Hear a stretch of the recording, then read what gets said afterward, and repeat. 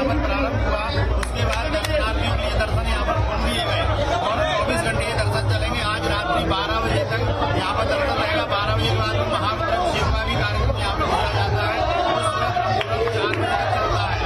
इसी तरह सभी भक्त अपने आनंद पूर्वक यहाँ पर दर्शन कर रहे हैं और अपने मनोकामना लेकर बाबा के चरणों में अर्पित कर रहे हैं। बाबा उनकी मनोकामनाओं को पूर्ण कर रहे हैं। हर हर महादेव। महाराज जो शिवरात्रि का तैयारी की गई, किस तरह तैयारी मंदिर की गई है?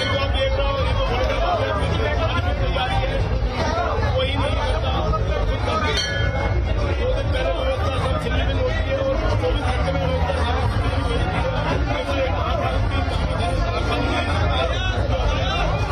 कोई नहीं कर रहा। काफी प्राचीन मंदिर बताया जाता है, बहुत सारे शिवरात्रि में विशेष मेला लगता है।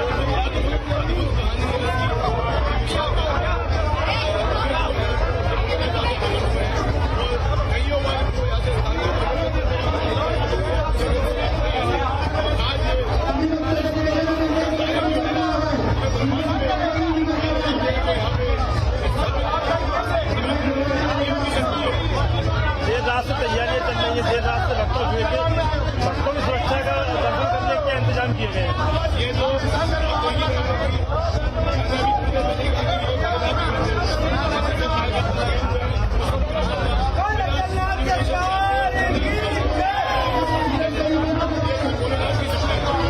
ये दर्शन देर रात तक आज भी होते रहेंगे?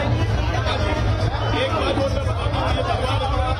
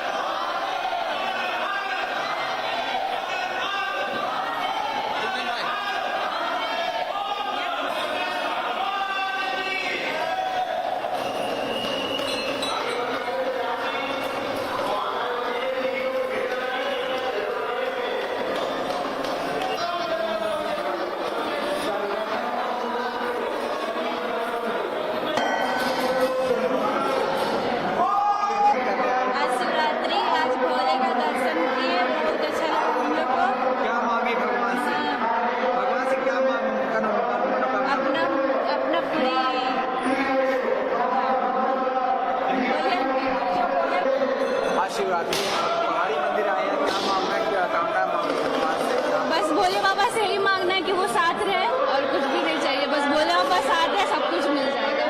शिवरात्रि के दिन क्या स्पेशल होता है, क्या करते हैं? शिवरात्रि के दिन हम लोग मतलब बचपन से जब से आए हैं तब से हम लोग पहाड़ी मंदिर सुबह आते हैं, 4 बजे आते हैं। सुबह का प्रातः काल में उनका दर्शन करते हैं, जल अभिषेक करते हैं, जल चढ़ाते हैं और दिन भर फास्टिंग रहता है। फिर शाम में बारात में निकलते हैं, बाबा का बारात में शामिल होते हैं। तो हमेशा शिवरात्रि आप लोग करते हैं? हाँ, हमेशा शिवरात्रि हम लोग आते हैं, पूरा फैमिली। क्या नाम है आपका? मेरा नाम रीमा है, रांची से ही है, यहीं से बगल में घर है। हम लोग ऐसे भी सेवा करने के लिए हमेशा आते रहते हैं। जी, सेवा करते हैं। हाँ, हमेशा सेवा करने के लिए आएगा। पहाड़ी मंदिर पर आई, क्या विशेष, क्या कामना की भगवान? जैसे भोले बाबा के मंदिर, पहाड़ी मंदिर हम लोग रोजाना आते हैं, सुबह शाम इनका सेवा में रहते हैं। अब भोले बाबा से शिवरात्रि के दिन जो मांगते हैं सो भोले बाबा हम लोग को भर भर के दिए, गाड़ी दिए, बंगला दिए, बेटा दिए, बेटी दिए, जॉब करती है, पति दिए हैं, काशी विश्वनाथ गए हैं, बस हम लोग घूम गए। भोले बाबा भर भर के झोली देते हैं, पूरा करते, जो मांगते हैं सो पूरा करते हैं, जो मांगे सो। और आज तो पूरा विशेष है, जितना मांगे उतना देंगे। झोली मेरा रूपा देवी। क्या नाम आपका? पहले सीता चौधरी। आज शिवरात्रि क्या कहेंगे, भगवान से क्या कामना? बाबा से हम यही अपने कुल खानदान के लिए वंश मांगने आए हैं बाबा से। बाबा मेरा हर मुराद पूरा करते हैं, आज भी किए हैं मुराद पूरा। जो कपाट नहीं खुल रहा था, बाबा ने आज प्रत्यक्ष रूप में आके बाबा ने हमें दिखाया है कि मैं हूँ अपने भक्तों के लिए। श्री शिवाय नमस्ते।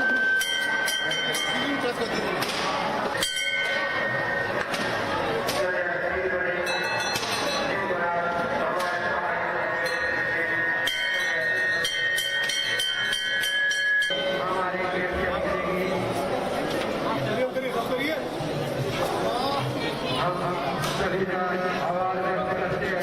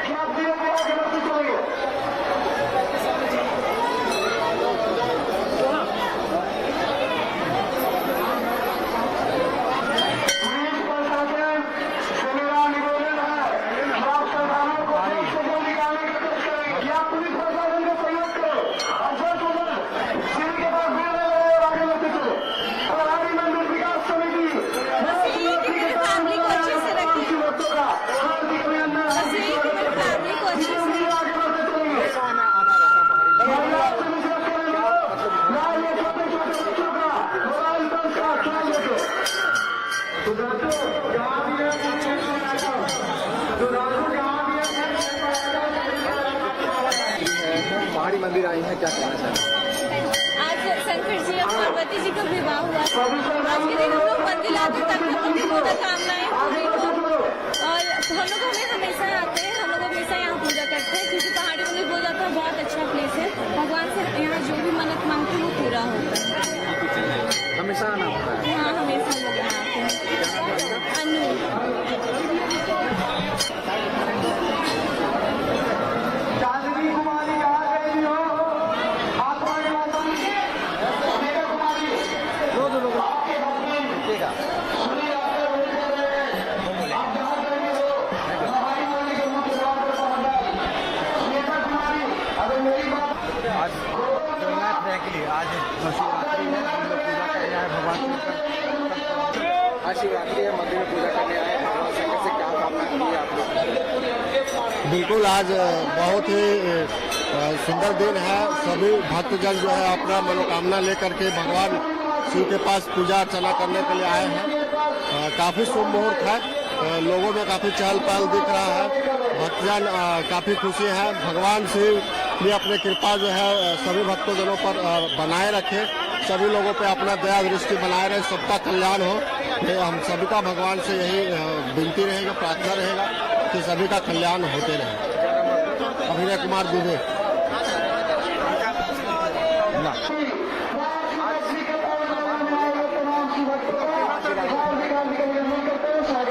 करके बहुत भीड़ था।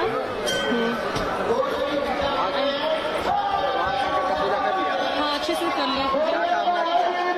बता नहीं सकते, कामना नहीं बताया जाता है। हमेशा आना होता है? हाँ, हमेशा आते हैं।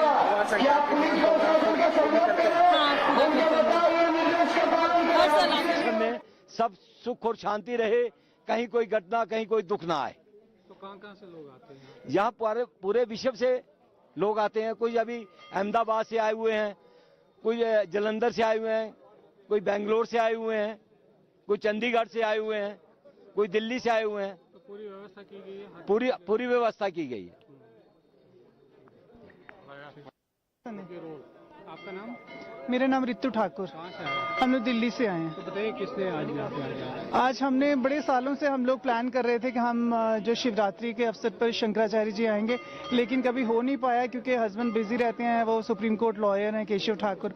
तो इस बार भोलेनाथ की कृपा से हमें समय मिला और हम दोनों आए हैं यहाँ पर। कितना अच्छा लगा आपको यहाँ से? बहुत अच्छा लगा, मन को बहुत शांति मिली और बहुत अच्छा अरेंजमेंट यहाँ पे है, सीआरपीएफ का भी और वैसे भी पूजा का। हम लोग सुबह 3 बजे से यहाँ पे आए हुए हैं, अभी हवन करके तो पूरा पूरा संपूर्ण हुआ ये कार्यक्रम पूजा का। तो लोगों की तरफ से कितना कोऑपरेशन मिला यहाँ? लोगों की यहाँ पे लोकल टोटली चेंज है, एटमॉस्फेयर बहुत अच्छा, लोकल्स बहुत अच्छे हैं, बहुत कोऑपरेटिव। हम लोग टैक्सी करके ही आए हैं यहाँ पे, बाहर आए थे दिल्ली से, यहाँ से टैक्सी करके, बहुत ड्राइवर भी सब लोग बहुत cooperative, very nice, we are very happy to be here. क्या मैसेज देना चाहेंगे आपके कश्मीर में पीस रहे, अमन रहे? मैसेज ये देना चाहेंगे कि कश्मीर में बहुत अमन है, बहुत शांति है, लोग जो हैं बहुत कोऑपरेटिव, बहुत अच्छे हैं, तो सबको आना चाहिए यहाँ पर और विजिट करना चाहिए, टूरिज्म बढ़ाना चाहिए और यहाँ पे इतने रिलीजियस प्लेसेस हैं वहाँ पे दर्शन करने चाहिए। That's it, thank you.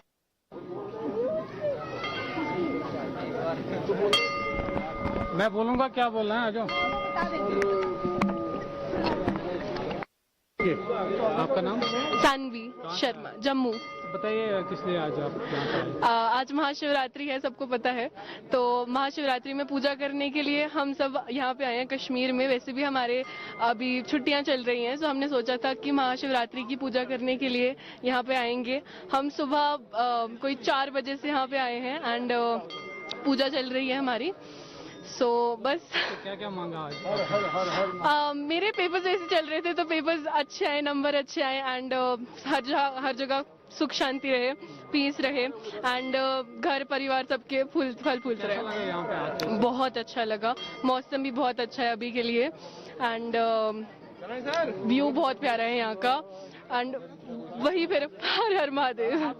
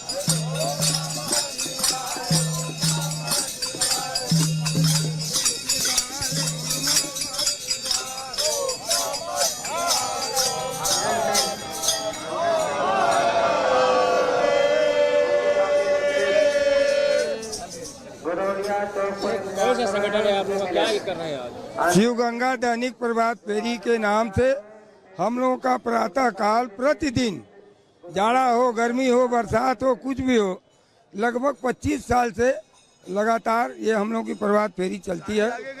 और काशी में बाबा का कृपा है कि हम लोगों को काशी में बसाए और बाबा के महामंत्र का जाप करते हुए हम लोग अपने जीवन को धन्य बनाते हैं। और आज बाबा का विशेष दिन है, आज बाबा का विशेष दिन है, इसलिए हम लोग का विशेष प्रभात फेरी रहती है। महाशिवरात्रि पर बाबा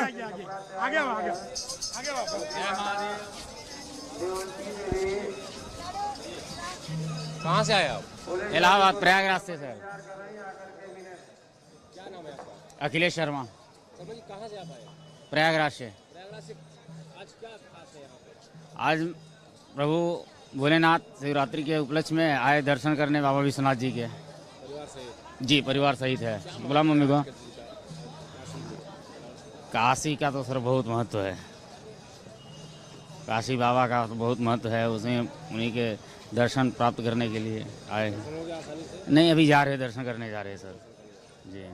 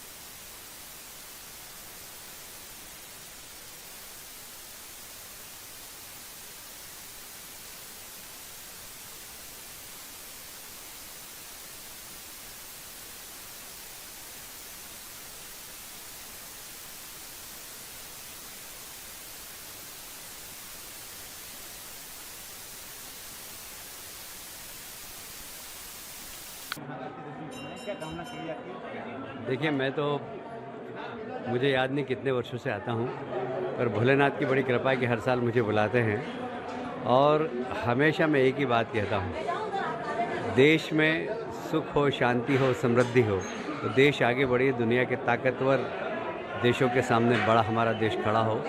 और मोदी जी के नेतृत्व में ये सब हो रहा है और मैं समझता हूँ ये सब महाकाल की ही कृपा है कि आज मोदी जी के नेतृत्व में देश दुनिया के एक ताकतवर देशों की श्रेणी में आकर खड़ा हो गया है। हम सब गौरवान्वित हैं और महाकाल से यही प्रार्थना है कि देश में शांति हो, प्रगति हो, समृद्धि हो और वह महाकाल कृपा से हो रही है। सनातन के खिलाफ जा रहे हैं, उनको भी सद्बुद्धि मिले, ऐसी भी बाबा से प्रार्थना। देखिए अपने आप ही जो सनातन के विरोधी होंगे वो अपने आप नष्ट हो जाएंगे, क्योंकि सनातन की धार इतनी तेज है कि इसके सामने कोई टिक नहीं सकता और सारी दुनिया में सनातन का झंडा बुलंद होगा आने वाले समय।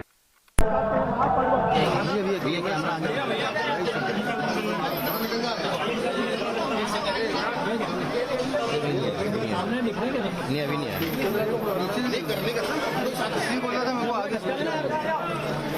पंडित जी सामने से पंडित जी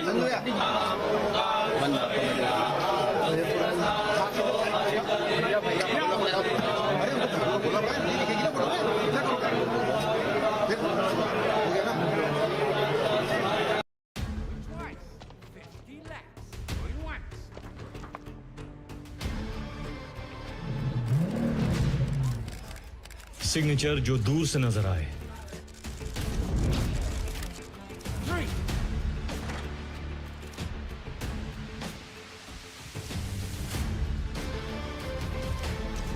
सिग्नेचर जो सबकी सोच से ऊपर जाए। We have a final bid, 50 crores, sold to the gentleman at the back. Signature जो एक नया स्टाइल बनाए।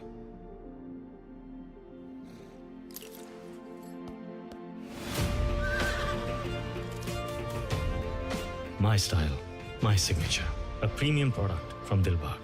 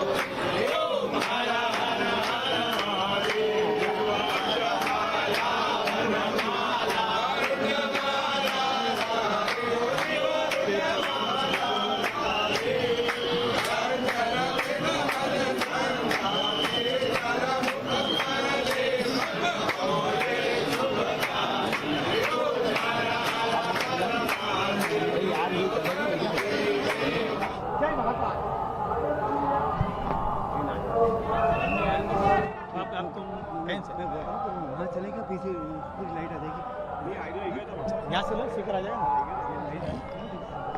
वास्तव में तो अभी तक जी बाबा महाकाल आज शिवरात्रि महापर्व है, किस प्रकार से उत्साह? भगवान की शिवरात्रि महापर्व के साथ में आज भगवान शिव का प्रदोष का दिन भी है। 2 दिन एक साथ आने के कारण बाबा महाकाल की पूजन अर्चन का बड़ा महत्व बन जाता है। आज बाबा महाकाल की प्रातः काल भगवान के भी वर्तमान में पंचामृत पूजन, दूध दही घी सहित भगवान का अभिषेक किया गया है। भगवान पे केसर से स्नान कराया गया है। भगवान को हरिओम का जल चढ़ाया गया है। बाबा पे श्रृंगार किया जा रहा है। बाबा महाकाल के यहाँ लाखों भक्त बाबा महाकाल के दर्शन पाकर अपने आप को धन्य मान रहे हैं, क्योंकि महाकालेश्वर मंदिर समिति द्वारा चलित भस्म आरती की व्यवस्था भी की गई कि जो भक्त की भस्म आरती की परमिशन नहीं हो सकती है वो चलते चलते बाबा महाकाल के दर्शन कर रहे हैं। ये आनंद और मंगल के साथ में जय महाकाल के साथ में ये महापर्व चल रहा है। आज प्रातः काल से लगाकर आज रात की 11 बजे से भगवान शिव की महापूजा प्रारंभ होगी, जो रात भर बाबा महाकाल की पूजन चलेगी। कल दोपहर के अंदर 12 बजे भस्मा आरती होगी। उसके पहले भगवान को सेरा सजाया जाएगा, सप्त धान्य अर्पण किया जाएगा। इस साल में एक बार ऐसा दिन आता है जब 46 से 44 घंटे तक बाबा महाकाल का दरबार खुला रहता है। भक्त लोग 24 घंटे बाबा महाकाल के दर्शन कर सकते हैं। बाबा के दरबार में 24 घंटे महापूजा चलती है। अनादिकाल की परंपरा है। महाकालेश्वर मंदिर में आज भी कायम है। जय महाकाल।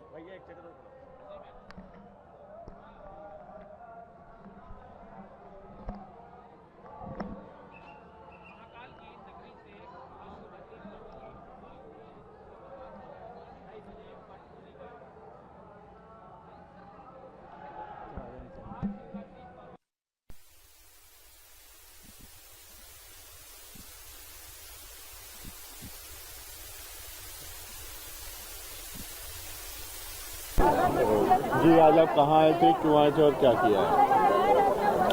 आज महाशिवरात्रि के पर्व पर इस प्रयागराज संगम पर स्नान करने आए, दान पुण्य किया, पूजा पाठ किया और भोले भगवान शंकर से प्रार्थना किया कि सबका कल्याण करें। तो क्या महत्व होता है महाशिवरात्रि का? और जो मतलब एक आस्था है कि भाई ईश्वर हैं तो भोलेनाथ सबका भला करते हैं। और आज महाशिवरात्रि है, भोलेनाथ का दिन है, तो एक मतलब इसको सनातन धर्म में माना जाता है, महापर्व के रूप में मनाया जाता है। पूरा देश आज मना रहा है महाशिवरात्रि का पर्व। नाम बताइए अपना। मैं रणजय प्रताप मल, मऊ जिले से। जी आज आप कहाँ आई हैं, क्यों आई हैं और क्या किया है? आज मैं प्रयागराज में आई हूँ और इस प्रयागराज के उसमें शिवरात्रि के उपलक्ष्य में जो है हम लोग इसको सनातनी अपने प्रतिष्ठा ही कहिए इसको, जो मतलब मनाते हैं। आज शिव अपने आप में एक संपूर्ण ब्रह्मांड का सृष्टि करता है, जिसे हम लोग अपने जीवन में उनके प्रति श्रद्धा भाव का स्नान किया। हम लोग स्नान करके अब पूजा पाठ करेंगे, मंदिर में जाकर राही चढ़ाएंगे। किरण सिंह जी आज आप कहाँ से आई हैं, क्यों आई हैं और यहाँ क्या किया है? हम मऊ से आए हैं, यहाँ शिवरात्रि पर्व पर स्नान करने के लिए आए हैं। भगवान शिव का और गंगा मैया का दोनों लोगों का दर्शन हो जाए, इसीलिए हम लोग यहाँ आए हैं ना। क्या क्या किया? स्नान किए हैं, दान पुण्य करेंगे, कढ़ाई चढ़ाएंगे, प्रसाद ग्रहण करेंगे, तब घर जाएंगे। ठीक है ना जी। आज क्या है यहाँ पे, क्यों इतनी भीड़? आज जैसे कि आपको पता है कि आज सावन महीना जो आपका फागुन महीना जब चालू होता तो महाशिवरात्रि का पर्व है, जिस दिन बाबा भोलेनाथ की विशेष तरह से पूजा की जाती है। तो आज महाशिवरात्रि का पर्व है, तो यहाँ महाशिवरात्रि के पर्व पे आप देख रहे हैं प्रयाग में जो कि संगम नगरी है, यहाँ पे बहुत दूर दूर से श्रद्धालु यहाँ पे आए हुए हैं और स्नान करेंगे। स्नान करने के बाद भगवान शिव जी के से प्रार्थना करेंगे, उनकी पूजा करेंगे, उनसे विनती करेंगे, हे प्रभु सारे संसार में जो भी आपदाएं विपदा है ये सब उसको दूर करेंगे और भगवान भोलेनाथ सबका कल्याण करेंगे। आज ये जो है वो महाशिवरात्रि का पर्व है, इसीलिए यहाँ पे इतनी सारी भीड़ है। क्या महत्व है? महाशिवरात्रि एक विशेष ही इसका महत्व है, क्योंकि महाशिवरात्रि दिन भगवान कहते हैं कि पार्वती जी का शिव जी के साथ में विवाह हुआ था। ऐसा ही कुछ यहाँ पे लोगों का कहना है, क्योंकि मुझे भी उतना क्लियर नहीं पता, लेकिन जहाँ तक मैं जानता हूँ कि महाशिवरात्रि के दिन ही भगवान पार्वती जी से शंकर जी का विवाह हुआ था। इसी को उपलक्ष्य में लोग इसको हाथ और उल्लास के साथ में मनाते हैं। परिचय दीजिए अपना। प्रयागराज से शरद।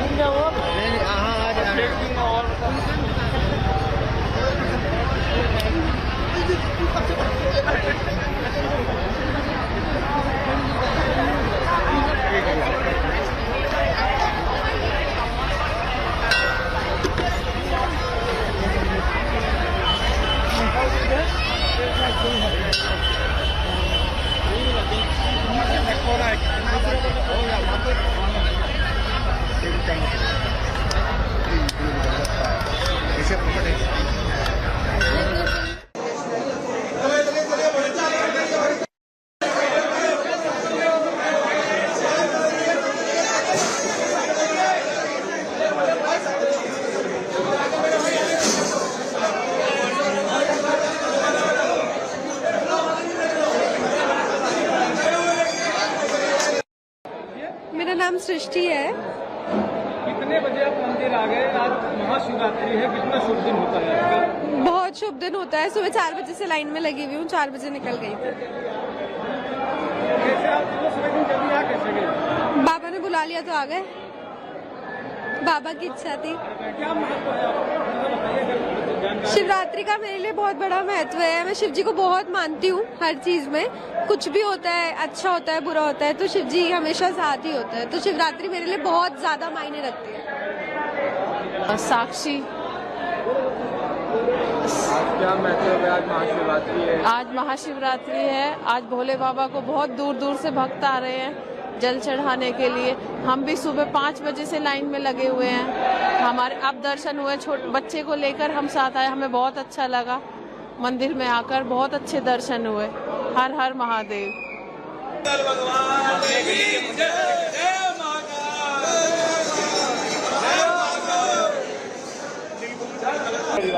तुम्हें बोलो यार, अरे तुम बोल यार, बोलो यार, तुम बोलो। हम नाम सुमेर जाट है और हम सुबह गौरीशंकर मंदिर आए हैं चांदनी चौक में। सुबह हम हमारे दोस्तों के साथ आए हैं 2:30 बजे के आसपास। हमारे सब अच्छे दर्शन हो गए हैं और आप भी सभी रिक्वेस्ट है कि गौरीशंकर मंदिर आके आपका भी दर्शन की प्राप्ति करें। शिवरात्रि का सबको शिवरात्रि की हार्दिक शुभकामनाएं। महाशिवरात्रि की आपको हार्दिक शुभकामनाएं। कबूल करे, बाबा मनोकामना पूर्ण करे। 2:30 बजे से हम लगे हुए लाइन के अंदर, लेकिन दर्शन बहुत बढ़िया। और इस मंदिर की महत्व ज्यादा ही है, गौरी शंकर मंदिर की। हर हर महादेव।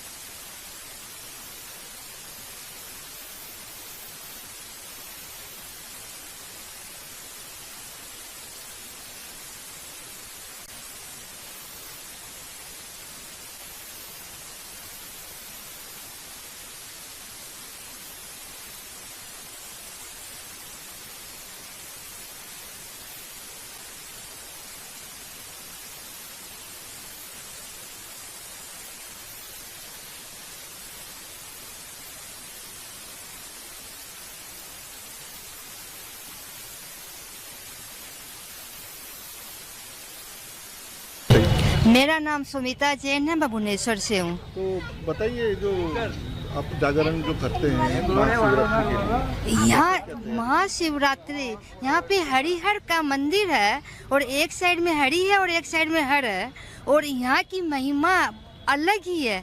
यहाँ महाशिवरात्रि के दिन तो यहाँ पे लग रहा है कि कुछ अलग ही अपने लोग को एनर्जी मिलती है, इतनी अच्छी एनर्जी मिलती है कि सुबह हम लोग आते हैं ना तो शाम तक रात में 12 बजे तक भी जाने का मन नहीं करता है। यहाँ बैठ के यानी कि आपको मैं बता नहीं सकती कि क्या यहाँ पे पॉजिटिव थिंकिंग आती है कि आप अगर यहाँ पे ध्यान में बैठ गए ना तो आप अलग ही दुनिया में चले जाते हो। बहुत अच्छा लगता है यहाँ पर। और यहाँ पे रात में इतना अच्छा डेकोरेशन होता है, मंदिर में इतना अच्छा डेकोरेशन हो रहा है और सुबह तो ये देखने लायक बनता है। और रात में महादीप उठता है, चारों साइड ढोल नगाड़े सब बजते हैं, पूरे अलग ही दुनिया में लोग चले जाते हैं। और इतने दीप लगाते हैं लोग, एक लाइन से दीप लगा के लोग बैठ जाते हैं शाम को 4 बजे से और रात में 1 बजे तक जब तक महादीप नहीं उठता है लोग लाइन में बैठे रहते हैं कि हे प्रभु जल्दी आप अपना दर्शन दो मेरे को। जो महादीप है कैसा, इसका क्या महत्व है? महादीप पंडित नाना और लेके ऊपर में चढ़ते हैं, वो चारों साइड में फेरी लगाते हैं। पहले यानी कि पानी लेके आते हैं मटका में, फिर वो लोग का अलग अलग रीति रिवाज सब होता है। वो 4 घंटा रीति रिवाज चलता है। उसके बाद में वो दीप का लेके चारों साइड फेरी लगा के फिर नागा बजारा सब लेके फिर वो ऊपर उठते हैं रात में लगभग 12 बजे 1 बजे। इसका कोई टाइम नहीं है, ये कब उठेगा वो पता नहीं है, लेकिन भगवान कब दर्शन देंगे वो पता नहीं है। जब भगवान का दर्शन मिल जाता है तो फिर धीरे धीरे लाइन में लोग अपने घर जाना शुरू कर देते हैं। जो दर्शन का है और जो अन्न ग्रहण का है महादीप देखने के बाद ही करते हैं। हाँ, हम लोग अन्न जो खाते हैं महादीप देखने के बाद ही, चाहे नींबू का पानी लो चाहे फ्रूट्स लो कुछ भी लो, महादीप देखने के बाद ही घर जाके कुछ लेते हैं। उससे पहले सारा दिन आज से रात में 12 बजे से कल रात में 12 बजे तक कुछ भी नहीं लेते। तो ये उड़ीसा में ही होता है और कहीं दूसरे? ये होता है, लेकिन उड़ीसा की एक अलग ही महिमा है। यहाँ पे ना महादीप का तो मैं बहुत जगह गई हूँ, ऐसा देखी नहीं हूँ, लेकिन उड़ीसा में आप देखोगे नहीं तो लोग कतार लगा के बैठे रहते हैं शाम को 5 बजे से दीप लेके हर जगह हर मंदिर में। आपका नाम बताइए। मेरा नाम सत्यनारायण महापात्र है। मैं श्री लिंगराज महाप्रभु के ब्राह्मण निजोग ब्राह्मण संप्रदाय का सेवक हूँ। तो बताइए यहाँ जो शिवरात्रि का क्या महत्व है लिंगराज मंदिर में? जय श्री लिंगराज महाप्रभु के आशीर्वाद सबके ऊपर हमेशा ऐसे बढ़ने रहे। प्रभु ठाकुर जी का ये हर चतुर्दशी को महादीप उठता है। हर महीना में 2 बार चतुर्दशी पड़ता है, कृष्ण पक्ष में एक शुक्ल पक्ष में चतुर्दशी पड़ता है और ये हर चतुर्दशी महादीप शिखर तक उठता है। लेकिन ये महाशिव सबसे मुख्य होता है महाशिवरात्रि। इस दिन महाप्रभु के विभिन्न 56 किस्म के भोग लगने के बाद में, जैसे जगन्नाथ जी को रोजाना 56 भोग लगती है, ऐसे लिंगराज जी को भी रोजाना 56 भोग लगती है। हरिहर भगवान है, शिव और विष्णु और 12 ज्योतिर्लिंग के राजा हैं। इनके दर्शन मात्र ही 12 ज्योतिर्लिंग के दर्शन पूर्ण होता है। इनके जो भी पूजा पाठ यहाँ होता है 12 ज्योतिर्लिंग प्राप्त करते हैं, चारों धाम भी प्राप्त करते हैं, क्योंकि सबके राजा हैं, इसलिए इनका नाम लिंगराज है। और महाशिवरात्रि को संध्या काल में संध्या धूप के बाद में रात को 10 बजे महादीप पूरा बाबा का शिखर जहाँ झंडा लगा है वहाँ तक चढ़ेगा। सारे लोग हमारे खास करके ज़्यादातर के उड़िया लोग ये पवित्र दिन पालन करते हैं। सारे लोग पालन करते हैं, लेकिन उड़ीसा में ज़्यादा होता है। और उस दिन सारे भक्त लोग दीपक लगा के उपवास करके बैठते हैं। ठाकुर जी का महादीप जब तक नहीं उठे तब तक कोई भी खाना नहीं खाते हैं। महादीप उठने के बाद में शिखर में चढ़ने के बाद में सब लोग भोजन करते हैं, ग्रहण करते हैं। क्या तैयारी चल रहा है अभी? ठाकुर जी का जो काल का जो इतना बड़ा फेस्टिवल है लिंगराज जी का, सबसे यहाँ महादीप उठने के बाद में सारे जितने भी बाकी शिव टेम्पल है सब जगह में महादीप उठता है। जब तक यहाँ नहीं उठेगा तब तक कहीं भी शिव जी का मंदिर में महादीप उठता नहीं। तो ये क्या मुख्य सबके राजा? हाँ, उसका अभी सब सजावट चल रहा है, लाइटिंग का काम हो रहा है, फूल सजावट हो रहा है, देख रहे हैं सिंह द्वार को पावा को फूल को सजाया जा रहा है अंदर में। कल पूरा लाइव टेलीकास्ट भी इसका भी रहेगा।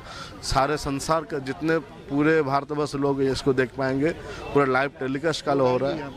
हाँ, सब 5 लाख से ज़्यादा लोग यहाँ होते हैं बाबा का दर्शन के लिए। और आज ने हज़ारों सालों से ये बाबा का ये रीति रिवाज चलता आ रहा है। जब तक मंदिर रहेगा, जब तक हम लोग सेवक लोग रहेंगे, तब तक महाप्रभु के इस नीति का बहुत अच्छे से करते रहेंगे। का नाम बताइए। मैं सुशील अग्रवाल भुवनेश्वर में रहता हूँ। तो बताइए यहाँ जो ये कोई हजारों साल पुराना मंदिर है और ये यहाँ आपको पता होना चाहिए 1 कम 1.25 लाख लिंग है, इसलिए इसको एकाम्र नगरी किया गया है।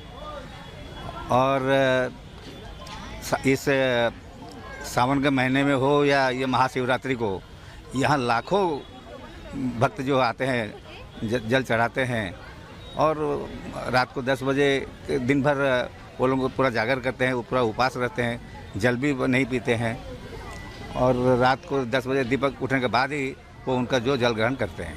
ये जो महादीप उठता है ये परंपरा और कहाँ है? ये यहाँ से देखिए चालू हुई थी, अभी तो सारे शिवालयों में वो अभी प्राय होने लगी। धवलेश्वर में भी होता है और काफ़ी बड़े बड़े शिवालयों में होता है सब में। तो लिंगराज मंदिर का क्या, यहाँ पे इतना लोग क्यों आते हैं? जो मनोकामना पूरा के लिए आते हैं? हाँ, ऑब्वियसली मनोकामना तो हर के सभी, चाहे आप छोटे मंदिर में जाए बड़े मंदिर, लेकिन ये बहुत बड़ा अपना जो ये स्वयंभू है, इसलिए यहाँ की मान्यता ये हरिहर है, ये विष्णु का रूप भी है। यहाँ ये शिव जी के साथ में यहाँ विष्णु जी भी हैं, तो यहाँ बेलपत्र भी चढ़ता है तो तुलसी पत्र भी चढ़ता है, इसलिए ज़्यादा भीड़।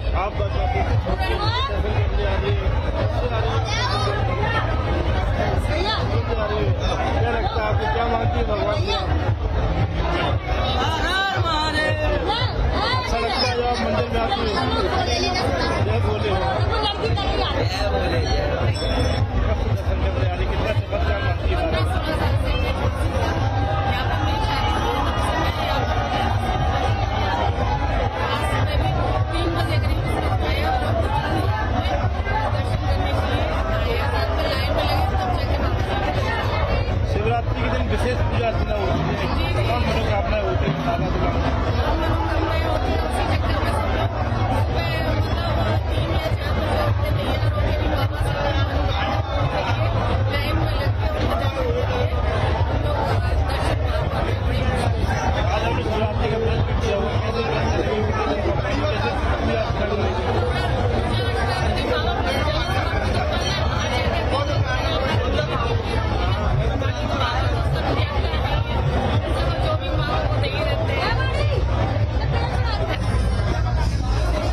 किस तरह की तैयारियां चल रही, दर्शन भी किया आपने, किस तरह की व्यवस्थाएं देख रही है?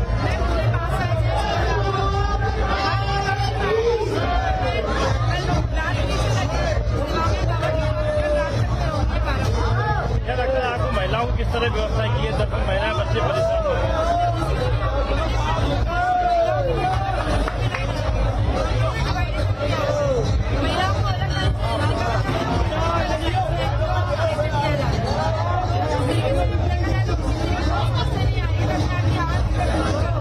अब अचलनाथ में बहुत चमत्कार मानते हैं लोग, बड़ी मनोकामनाएं पूरी होती हैं।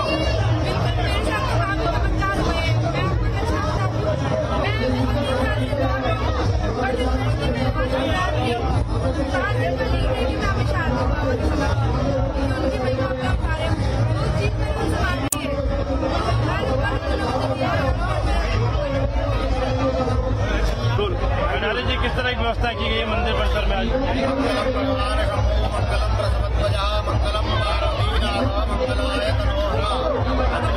भगवान की इतनी महिमा अपरंपार है कि व्यवस्था तो छोड़िए आप है, परमात्मा की कृपा से सारी यहाँ पे व्यवस्था सुचारू रूप से चल रही है और पुलिस प्रशासन की भी व्यवस्था रखी गई है। लाइन तक भी यहाँ पर दर्शन कराए जा रहे हैं, लेडीज जेंट्स की लाइन अलग है और 56 भोग का भी आयोजन किया गया है। रात्रि 12 बजे से अभिषेक यहाँ पर प्रारंभ हुआ, उसके बाद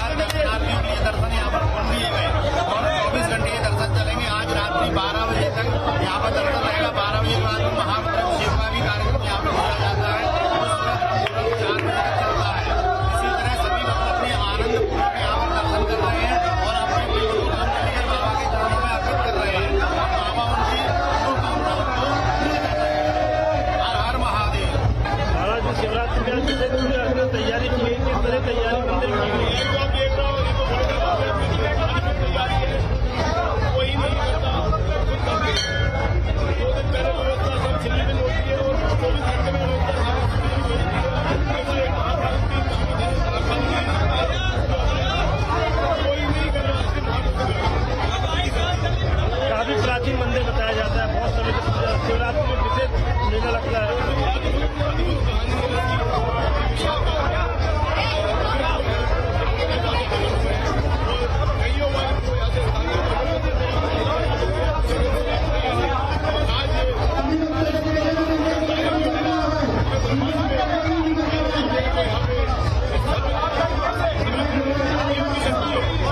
देर रात से तैयारियां चल रही है, देर रात से भक्तों हुए थे, भक्तों की सुरक्षा का दर्शन करने के इंतजाम किए गए हैं।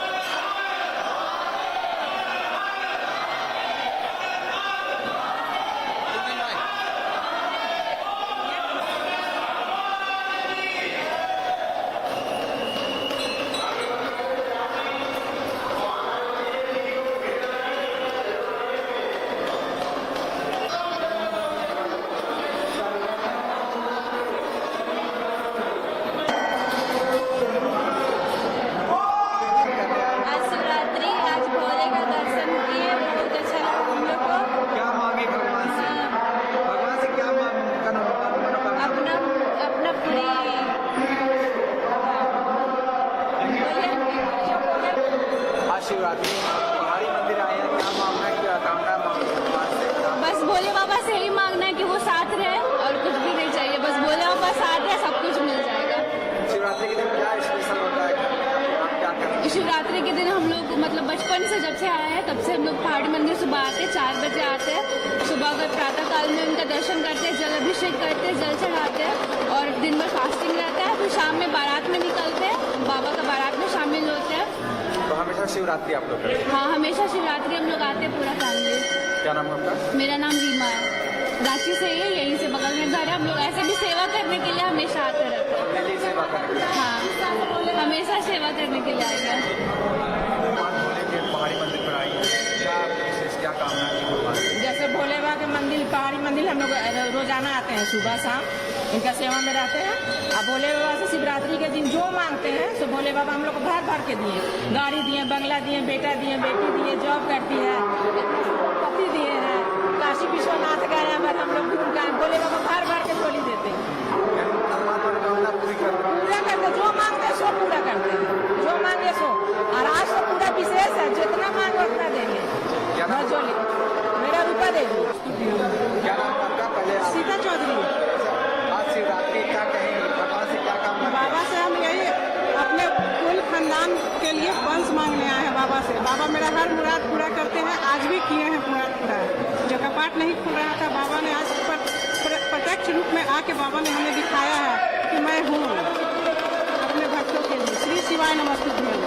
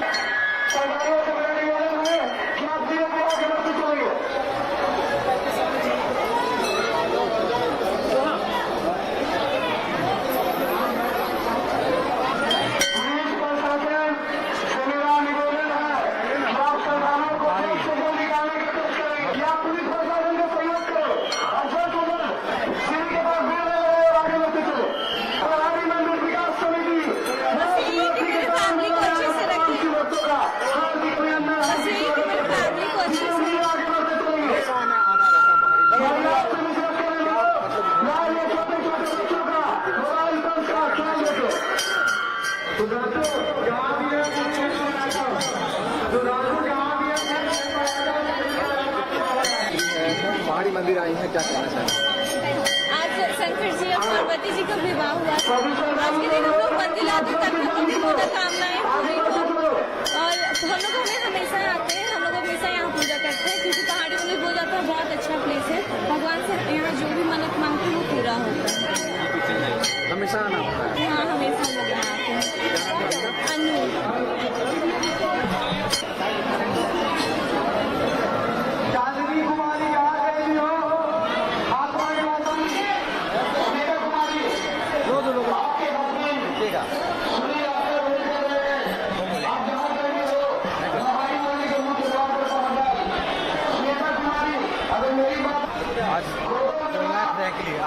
आज शिवरात्रि है, हम लोग पूजा करने आए भगवान शंकर। आज शिवरात्रि है, मंदिर में पूजा करने आए भगवान शंकर से क्या कामना की है आप लोग?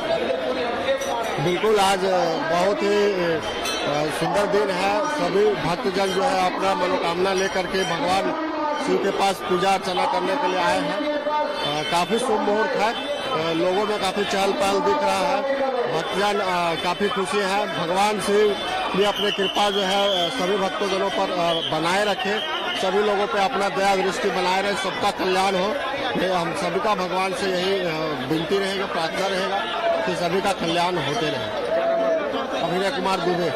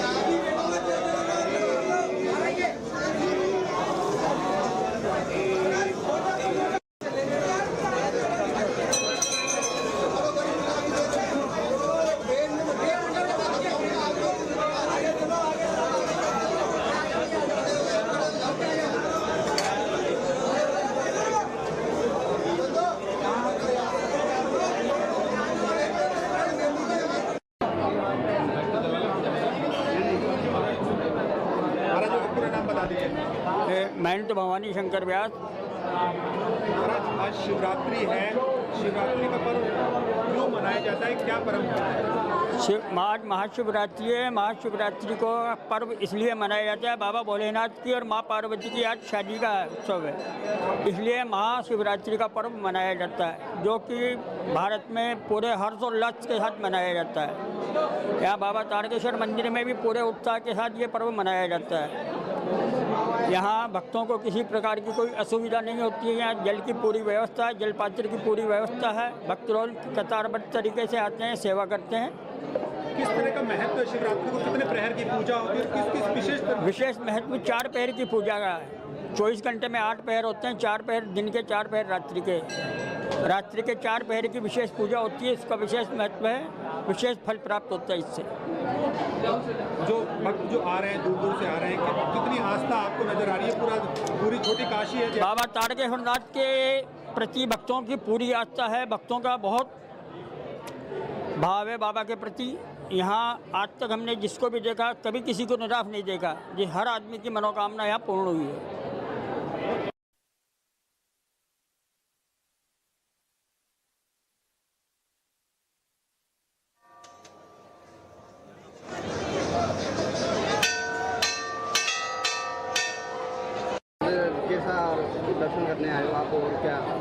हम रेगुलर आते हैं, रोज आते हैं दर्शन करने, तारकेश्वर नाथ के जल चढ़ाते हैं और चौरी बाजार में ही रहते हैं। आज से नहीं, बचपन से आ रहे हैं। क्या नाम है बच्चा आपका? अजय मालपनी।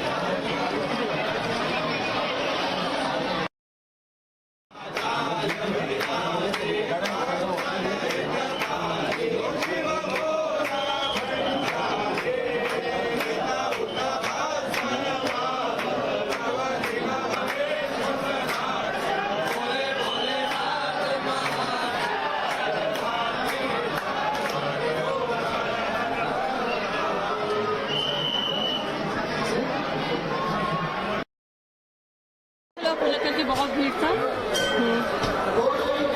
हर विषय में सब सुख और शांति रहे, कहीं कोई घटना, कहीं कोई दुख ना आए। तो कहाँ से लोग आते हैं? यहाँ पूरे विश्व से लोग आते हैं। कोई अभी अहमदाबाद से आए हुए हैं, कोई जलंधर से आए हुए हैं, कोई बेंगलोर से आए हुए हैं, कोई चंडीगढ़ से आए हुए हैं, कोई दिल्ली से आए हुए हैं। तो पूरी व्यवस्था की गई है? पूरी व्यवस्था की गई है। आपका नाम?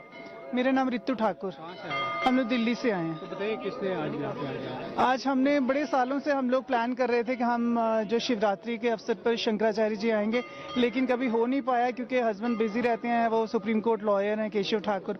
तो इस बार भोलेनाथ की कृपा से हमें समय मिला और हम दोनों आए हैं यहाँ पर। कितना अच्छा लगा आपको यहाँ से? बहुत अच्छा लगा, मन को बहुत शांति मिली और बहुत अच्छा अरेंजमेंट यहाँ पे है, सीआरपीएफ का भी और वैसे भी पूजा का। हम लोग सुबह 3 बजे से यहाँ पे आए हुए हैं। अभी हवन करके तो पूरा संपूर्ण हुआ ये कार्यक्रम पूजा का। तो लोगों की तरफ से कितना कोऑपरेशन मिला यहाँ? लोगों की यहाँ पे लोकल टोटली चेंज है, एटमॉस्फेयर बहुत अच्छा, लोकल्स बहुत अच्छे हैं, बहुत कोऑपरेटिव। हम लोग टैक्सी करके ही आए हैं यहाँ पे, बाहर आए थे दिल्ली से, यहाँ से टैक्सी करके। बहुत ड्राइवर भी, सब लोग बहुत cooperative, very nice. We are very happy to be here. क्या मैसेज देना चाहेंगे आप कि कश्मीर में पीस रहे, अमन रहे? मैसेज ये देना चाहेंगे कि कश्मीर में बहुत अमन है, बहुत शांति है, लोग जो हैं बहुत कोऑपरेटिव, बहुत अच्छे हैं। तो सबको आना चाहिए यहाँ पर और विजिट करना चाहिए, टूरिज्म बढ़ाना चाहिए और यहाँ पे इतने रिलीजियस प्लेसेस हैं, वहाँ पे दर्शन करने चाहिए। That's it, thank you.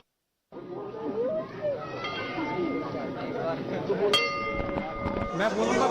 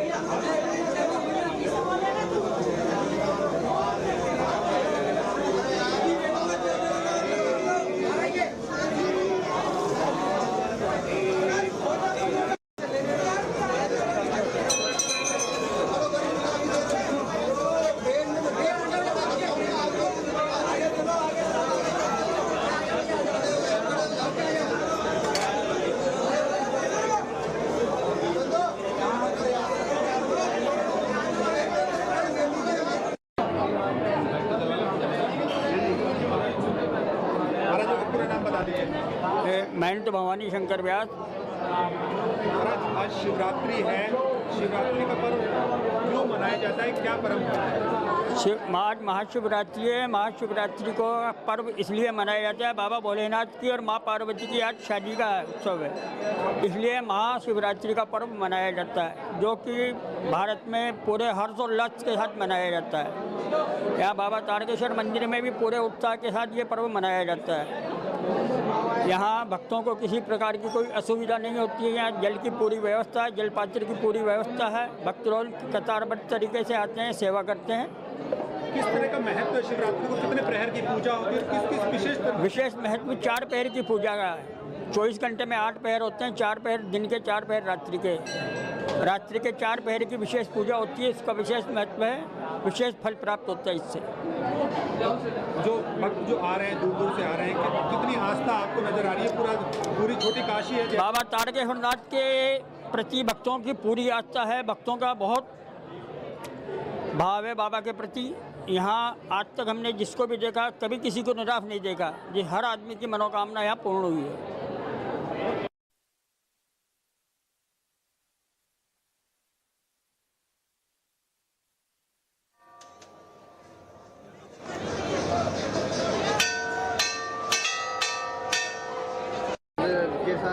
दर्शन करने आए हो आप, और क्या?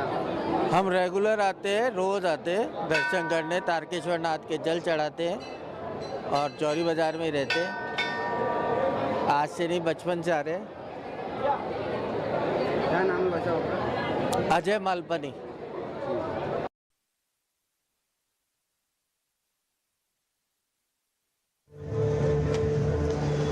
जी सर।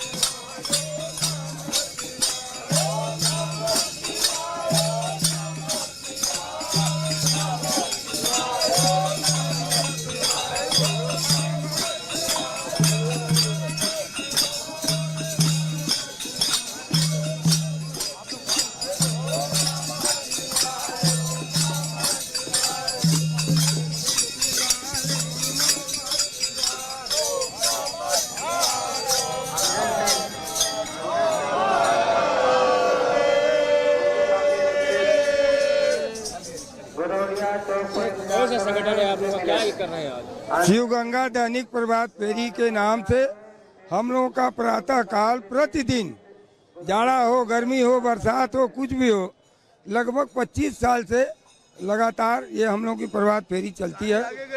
और काशी में बाबा का कृपा है कि हम लोगों को काशी में बसाए और बाबा के महामंत्र का जाप करते हुए हम लोग अपने जीवन को धन्य बनाते हैं।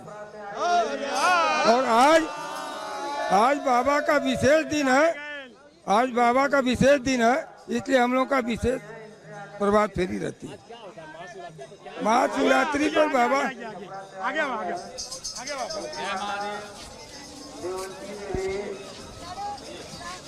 कहाँ से आए आप? इलाहाबाद प्रयागराज से सर। क्या नाम है आपका? अखिलेश शर्मा। कहाँ से आप आए? प्रयागराज से। आज क्या खास है यहाँ पे? आज प्रभु भोलेनाथ शिवरात्रि के उपलक्ष्य में आए दर्शन करने बाबा विश्वनाथ जी के। परिवार सहित? जी, परिवार सहित है। बोला मम्मी को। काशी का तो सर बहुत महत्व है, काशी बाबा का तो बहुत महत्व है, उसमें उन्हीं के दर्शन प्राप्त करने के लिए आए हैं। नहीं, अभी जा रहे, दर्शन करने जा रहे हैं सर जी।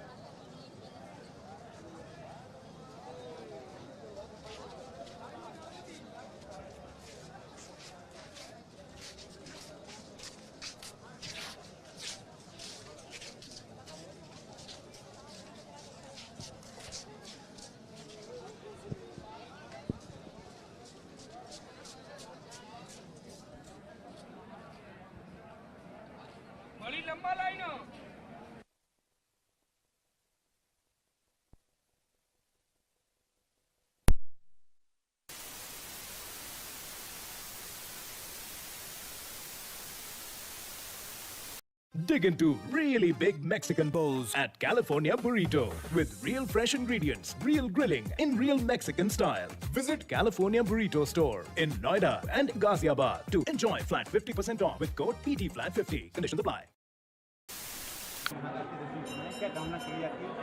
देखिए, मैं तो मुझे याद नहीं कितने वर्षों से आता हूँ, पर भोलेनाथ की बड़ी कृपा है कि हर साल मुझे बुलाते हैं और हमेशा मैं एक ही बात कहता हूँ, देश में सुख हो, शांति हो, समृद्धि हो तो देश आगे बढ़े, दुनिया के ताकतवर देशों के सामने बड़ा हमारा देश खड़ा हो। और मोदी जी के नेतृत्व में ये सब हो रहा है और मैं समझता हूँ ये सब महाकाल की ही कृपा है कि आज मोदी जी के नेतृत्व में देश दुनिया के एक ताकतवर देशों की श्रेणी में आकर खड़ा हो गया है। हम सब गौरवान्वित हैं और महाकाल से यही प्रार्थना है कि देश में शांति हो, प्रगति हो, समृद्धि हो और वह महाकाल कृपा से हो रही है। सनातन के खिलाफ जा रहे हैं, उनको भी सद्बुद्धि मिले, ऐसी भी बाबा से प्रार्थना। देखिए, अपने आप ही जो सनातन के विरोधी होंगे वो अपने आप नष्ट हो जाएंगे, क्योंकि सनातन की धार इतनी तेज है कि इसके सामने कोई टिक नहीं सकता और सारी दुनिया में सनातन का झंडा बुलंद होगा आने वाले समय।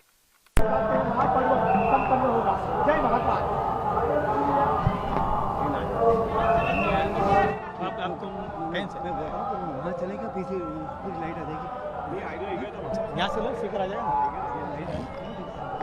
वास्तव में तो अभी तक जी बाबा महाकाल आज शिवरात्रि महापर्व है, किस प्रकार से उत्साह? भगवान की शिवरात्रि महापर्व के साथ में आज भगवान शिव का प्रदोष का दिन भी है। 2 दिन एक साथ आने के कारण बाबा महाकाल की पूजन अर्चन का बड़ा महत्व बन जाता है। आज बाबा महाकाल की प्रातः काल भगवान के भी वर्तमान में पंचामृत पूजन, दूध दही घी सहित भगवान का अभिषेक किया गया है, भगवान पे केसर से स्नान कराया गया है, भगवान को हरिओम का जल चढ़ाया गया है, बाबा पे श्रृंगार किया जा रहा है। बाबा महाकाल के यहाँ लाखों भक्त बाबा महाकाल के दर्शन पाकर अपने आप को धन्य मान रहे हैं, क्योंकि महाकालेश्वर मंदिर समिति द्वारा चलित भस्म आरती की व्यवस्था भी की गई कि जो भक्त की भस्म आरती की परमिशन नहीं हो सकती है वो चलते चलते बाबा महाकाल के दर्शन कर रहे हैं। ये आनंद और मंगल के साथ में जय महाकाल के उत्कर्ष के साथ में ये महापर्व चल रहा है।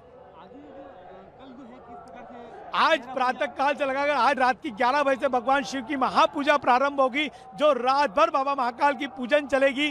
कल दोपहर के अंदर 12 बजे भस्म आरती होगी, उसके पहले भगवान को सेरा सजाया जाएगा, सप्त धान्य अर्पण किया जाएगा। इस साल में एक बार ऐसा दिन आता है जब 46 से 44 घंटे तक बाबा महाकाल का दरबार खुला रहता है। भक्त लोग 24 घंटे बाबा महाकाल के दर्शन कर सकते हैं। बाबा के दरबार में 24 घंटे महापूजा चलती है। अनादिकाल की परंपरा है, महाकालेश्वर मंदिर में आज भी कायम है। जय महाकाल।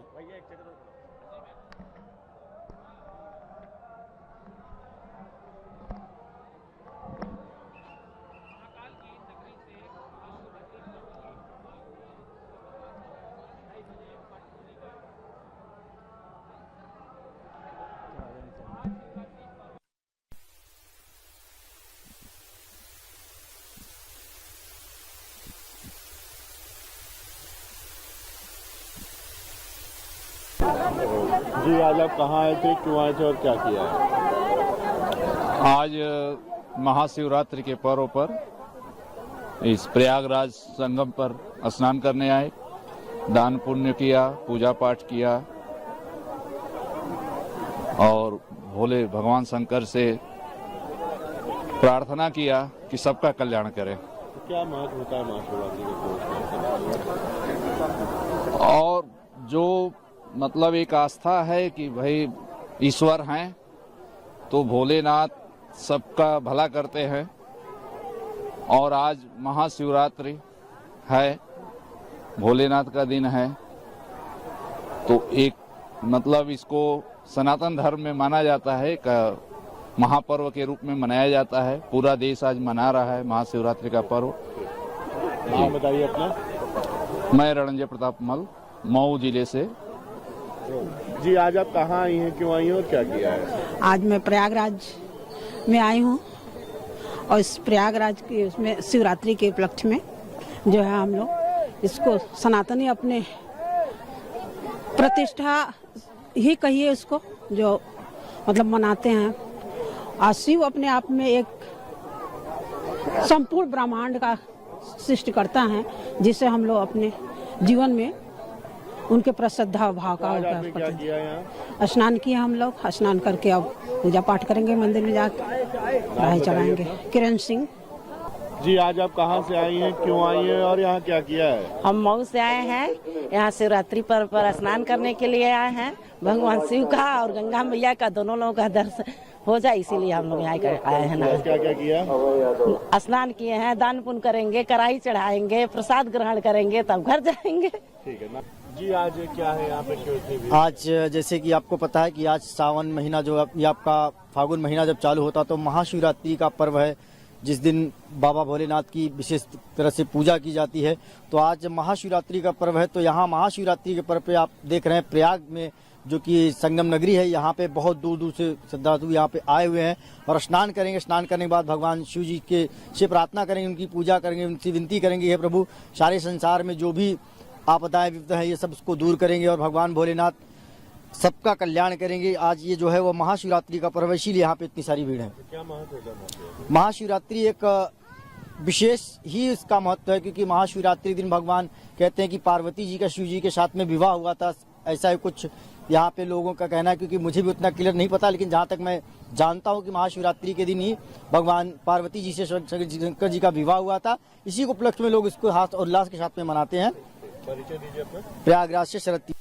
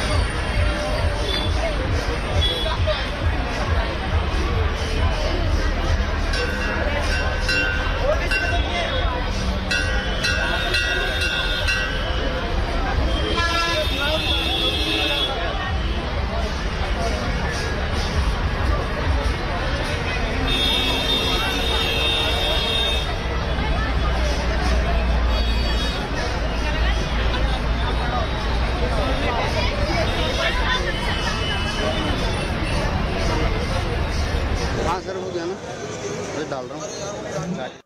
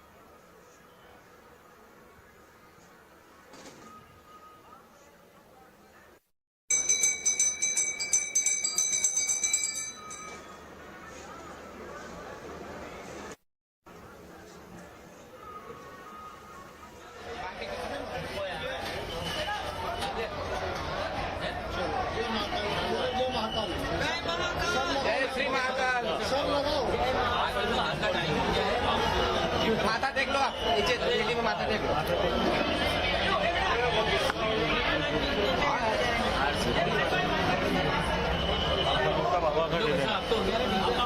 भैया, जिनका हो गया माथा टेक के भैया, श्रीमान जी माथा टेक के आप चल रहे भैया, कपड़े वाले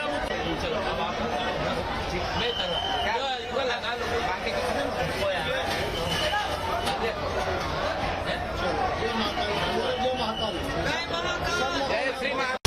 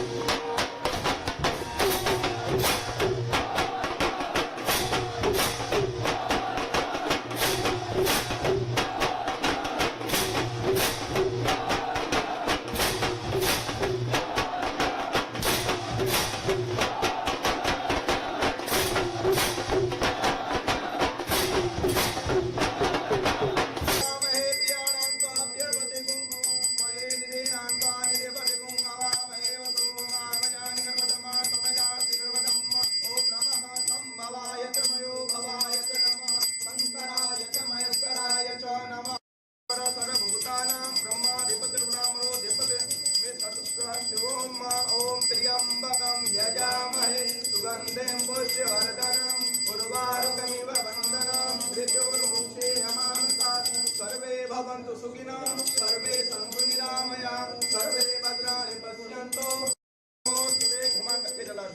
ओम तत्पुरुषाय विद्महे महादेवाय धीमहि ओम काल हर कष्ट हर रोग हर शोक हर।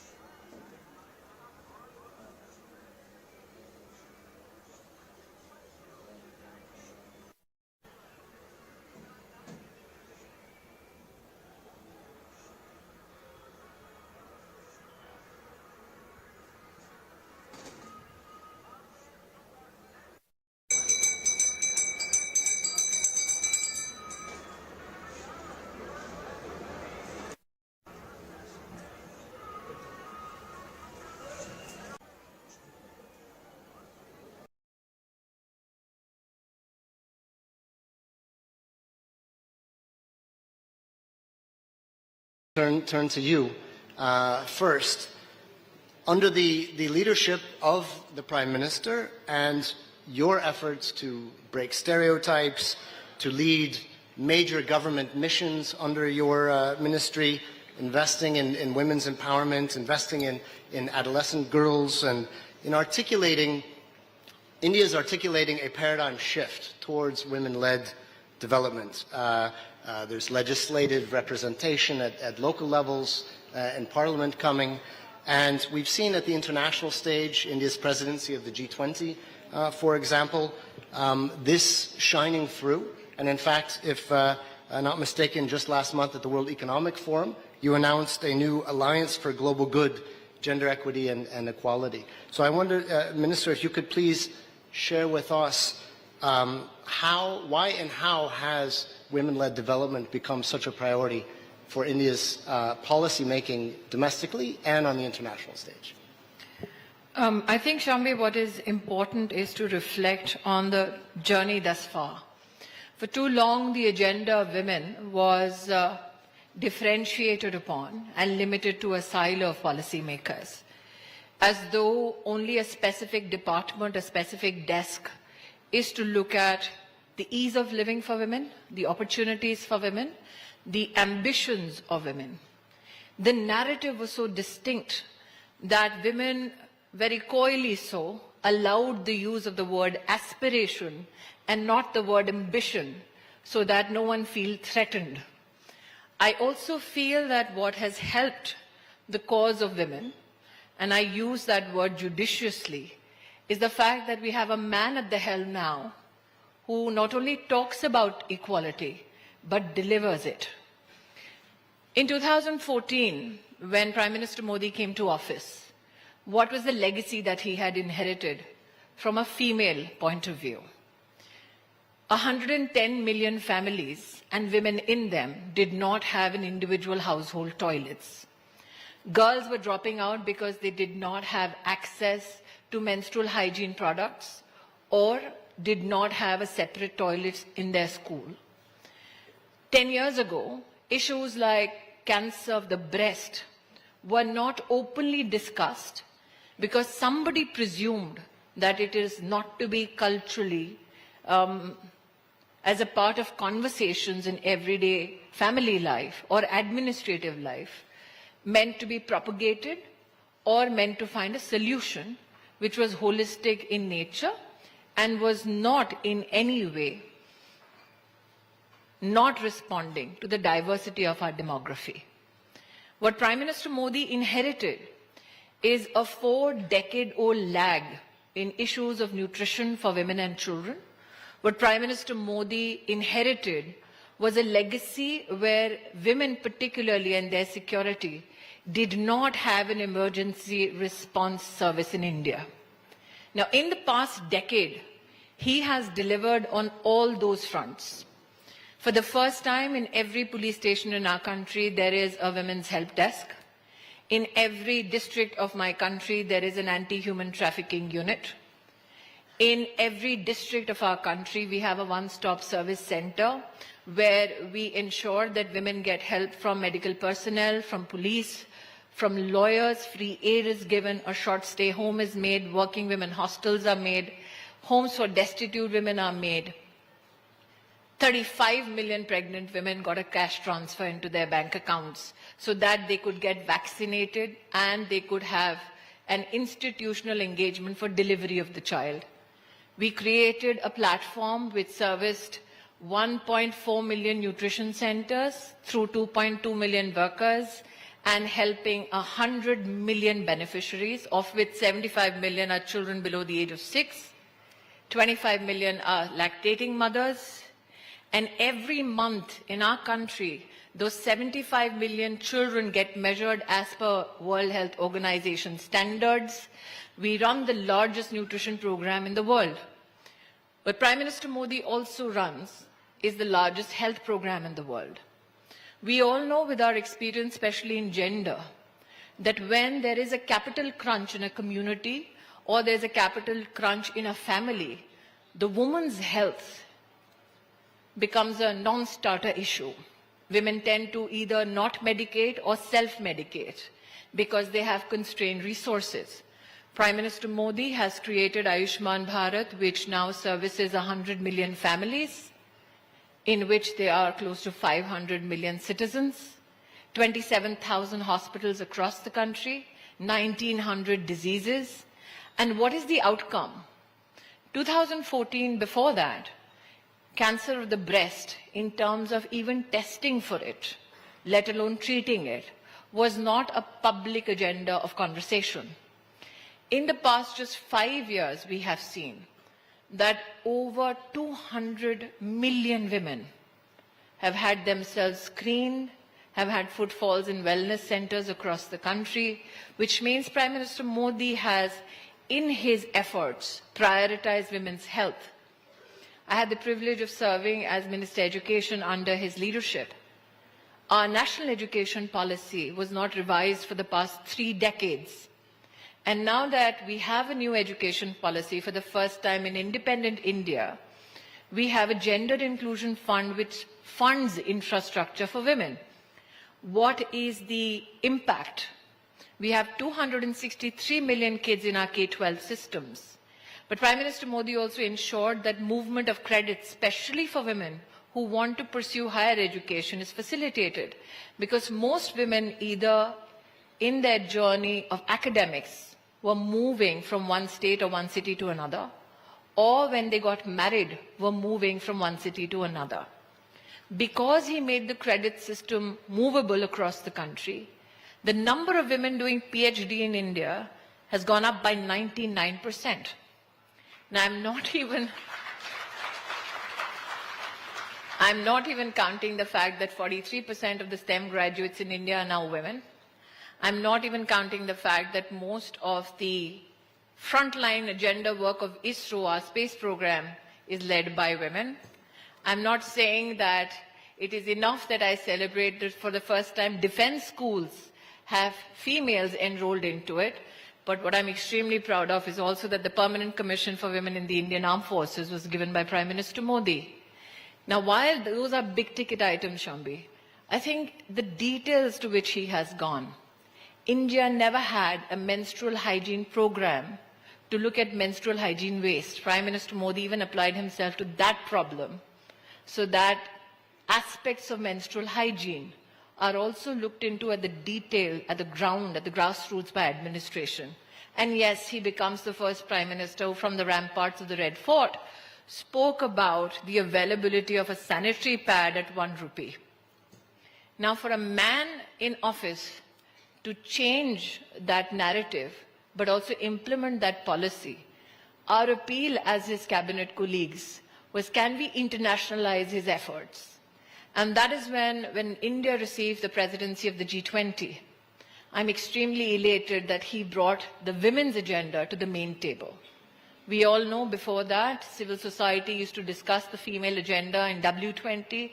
It never found a voice at the main table. He has now institutionalized that voice in G20.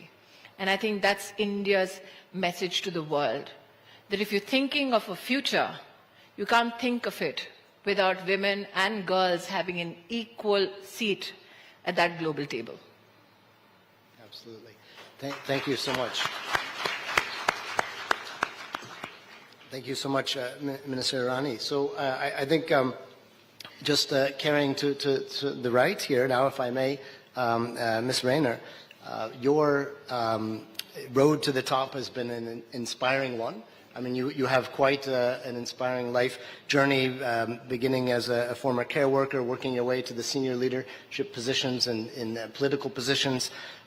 You've been outspoken on tackling the gender pay gap and strengthening workplace protections for new parents. So if I could ask you, why is it so important that we have policies to close the pay gap?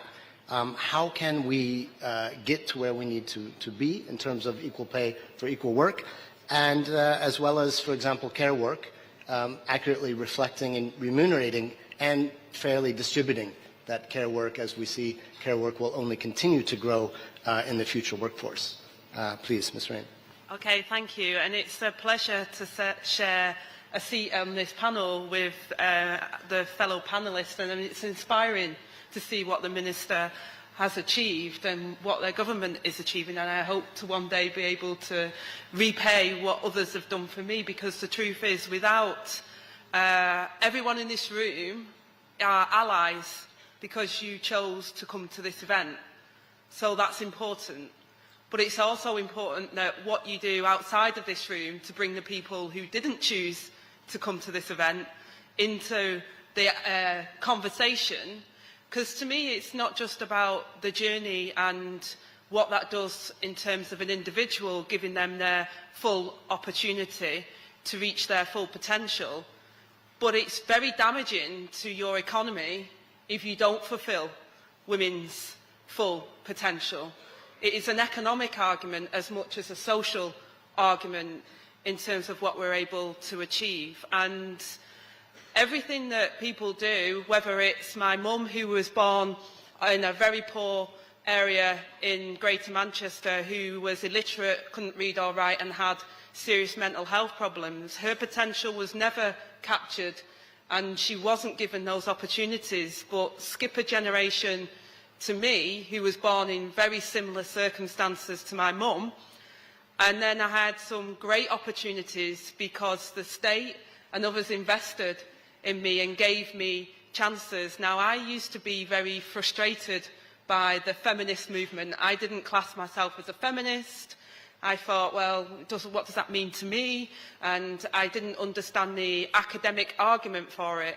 But in the years that I've been involved in policy making and pushing my way to the front, elbowing my way forward, I've realised that one of the crucial things you need to do is you need to legislate. You need to have the hard tools. And you also need the allies to make sure it's implemented and it happens. Now, we've done that in the UK. We've had legislation. We've now got 50% of parliamentarians are women through the Equalities Act, the legislation we brought forward. I battled in the workplace for equal pay. We delivered equal pay for women in the workplace, but we start to slip back. We've got laws in the UK that prohibit unequal treatment, that have employment rights for people, that are anti-discrimination, but far too often it happens, and it still happens, and enforcement of those rights, and that continual pressure to make sure that you get there. So I'm all for targets. I think you've got to keep them. I think it's a continuation. You can't think, OK, we've done that, tick that box, it's done, because it will slip backwards. And we've got to continually do that until we can change the culture. The UK, you know, my grandma, and the way it was for my grandma was very different to how it is for me. But we're on a journey, and we have to keep continuing to make sure we reach that potential. Because we've seen it in policy, we see it with members of parliament in the UK, that so often it's the women that raise issues that are considered women's issues. And it's so crucial that a professor once said to me, Angela, like recruits like. So if those people aren't in positions of power, then women won't see themselves as powerful, and they won't see themselves as CEOs of companies. They won't see themselves as doctors. They won't see themselves as prime ministers of a country if they can't see those people in those positions. So we've got to, first of all, make sure we have those hard targets, in my opinion, to make sure that happens. And we've also got to make sure that we have the allies. So my challenge to you, because I always think sitting in a room is interesting and we can have the chat, but my challenge to you is to, when you leave this room today and you've listened to the women on this panel, you need to do one thing of encouragement. What can you do in your sphere of influence to either speak to another delegate about what you've heard today, or what can you do back in your workplace or in your society, in your community, to make that change and to pat the girl on the shoulder and say, hey, you should do this because you're amazing. Thank you.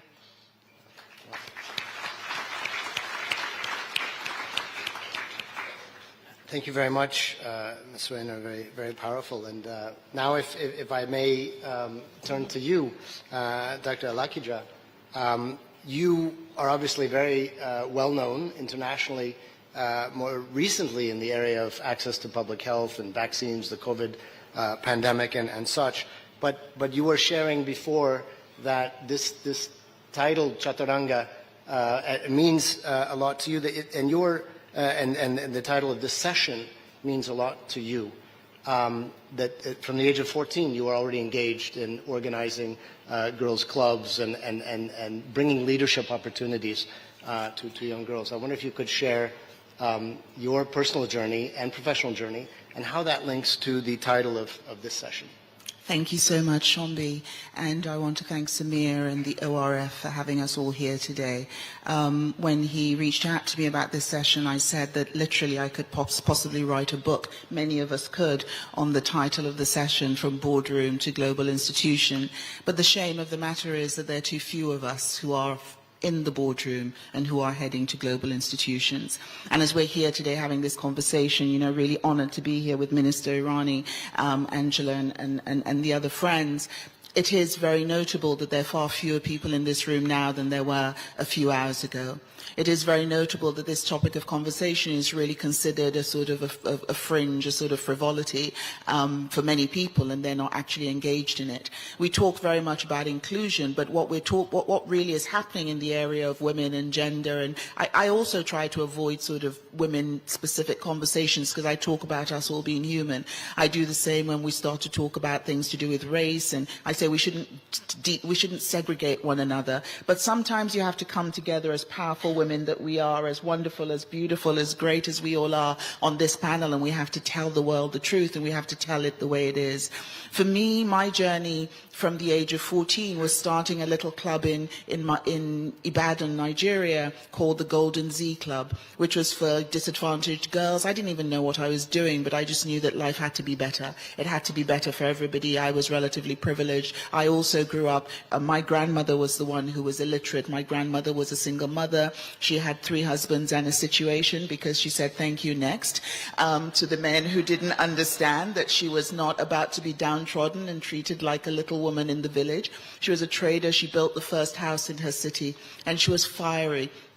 And I guess there was a little bit of that in me, and I'm an only child of a man who was told that he should go and find another wife because this wife wouldn't give him sons, and he would say that this girl will be more than 10 men.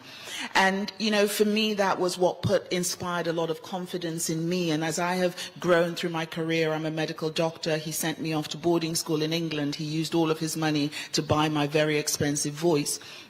Because he felt that it would put me at the top of wherever I needed to go in life, and it really has done, because it opens doors that are unbelievable. But even with those doors being open, because I'm a woman, you find that you walk into a door that very quickly you have to work twice as hard, you have to be twice as good, you have to be twice as everything to get half of where a man in your stead would get. You know, God give us the mediocrity of a man from the global north. It's a really, really wonderful privilege. We women have to work so incredibly hard to get half into the steps of where men will get to.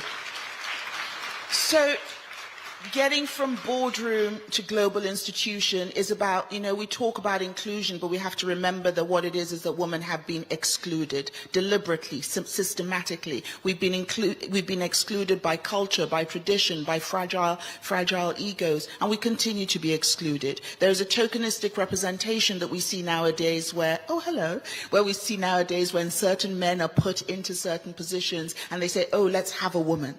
Let's have a woman, but let's relegate her to the back. So we put women in positions when it is time for failure, when an institution has gotten to its not about to make it point. And let's talk about the UN. Now we're talking, sorry, Shombi. Now we're talking about the UN. You know, the whole world is now saying it's time for a UN Secretary General that's a woman. Why have we not had in the past 70-something years a Secretary General that is a woman? It is not that we have not had women that are qualified. It is that the world does not consider that we as women, because God forbid that we get pregnant and have to have maternity leave. God forbid that we have a period and are emotional one day. I mean, can you imagine? We could start a war. I mean, which man hasn't done that? These are the issues around exclusion, and I want to go back to health, which you referred to at the very beginning. I have, in recent years, been the WHO the Special Envoy and the co-chair of the Access to COVID Tools Accelerator, and it blew my mind. It blew my mind at the beginning of COVID, sort of when vaccines were first emerging, that the world neglected to do clinical trials for pregnant women and lactating mothers. Do you know the millions of women that we lost? Why? It wasn't out of malice. It was out of we did not think about it. They did not think about it because the people in positions of authority, the men in charge of global health, the men in charge of pharma companies, they were men. So they didn't think that, oh my goodness, women are going to be pregnant through this pandemic, we need to trial this. Inclusion and going from that boardroom into a global institution, it's not just because it's nice to have, it's not just because we're fabulous and we look good, it's because it is necessary for humanity, it is necessary for the economic growth of a nation. Minister Irani just told us, the world talks all the time about the incredible job that India is doing in terms of development and growth, but those statistics she just gave you are the reason why. You know, and I think that in many ways we all do you a disservice, and perhaps you do yourselves a disservice by not quoting those statistics first, because it tells the bigger story. The focus on, and I would also say the Prime Minister Modi, perhaps, because, may her memory be blessed, obviously had a strong mother.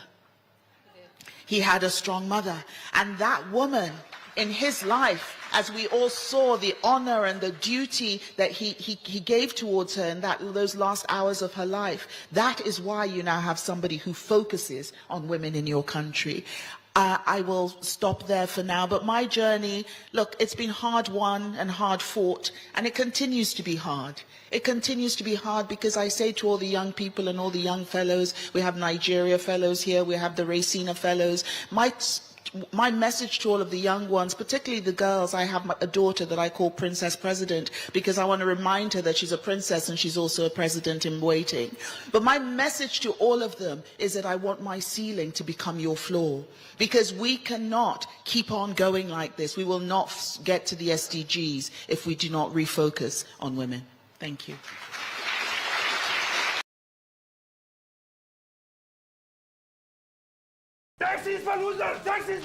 Dubai company इससे भी बड़ी खबर सुनाओ। रैपिडो पे lowest price cab guaranteed, वाला double पैसे आपके guaranteed. Double guarantee, guarantee पे guarantee, double double guarantee.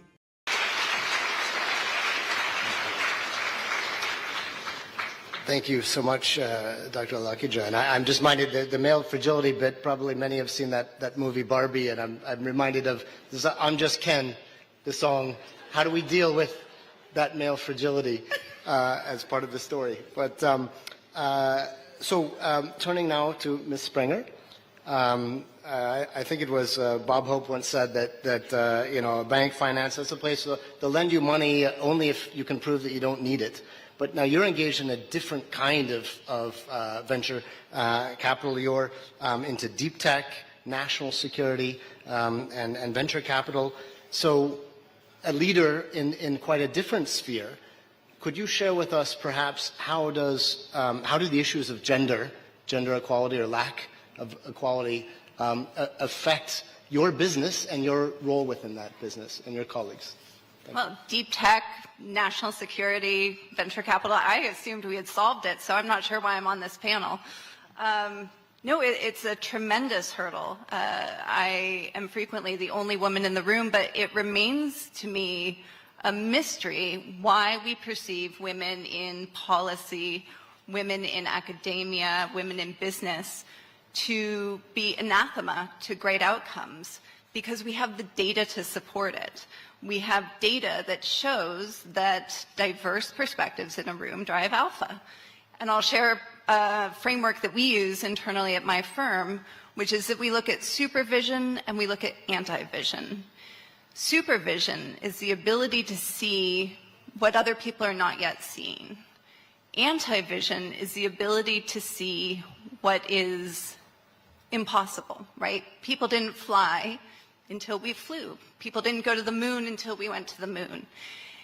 The things that these have in common is that they depend on different perspectives, different lived experiences, different day-to-day interactions, different problem sets that need to be solved.